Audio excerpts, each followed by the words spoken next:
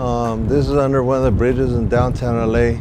I like to come on the east side because on the west side of the bridges there's these like artist cops or whatever, art district cops, and they're like rent-a-cops that ride around on bikes, and if you don't have a permit they call the LAPD. If they see you with a professional camera and like there's a model or something, then you get a ticket. I trip out too because I've seen this place go through so many changes. Like before, when I used to shoot here, there wasn't the rent-a-cop bicycle cops down here.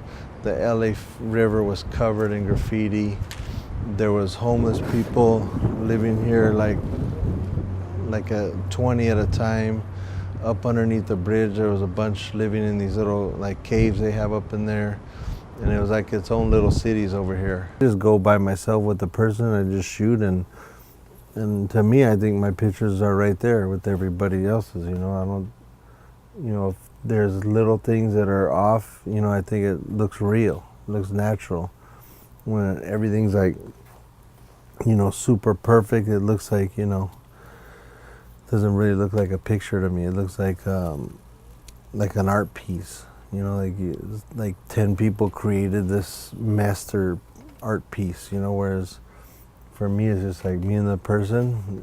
I had the camera, I took a picture, caught a moment at a time, right then and there. I didn't have to go back and add a bunch of shit and take a bunch of stuff away to make it a better picture. As far as like girls or rock stars or actors or, you know, gangsters, lowriders, you know, high-end luxury cars. Like I've shot so many different kinds of things and different kinds of people that no one of them, like, you know, gets me more excited than the other. It's more getting that good feeling from getting a good shot.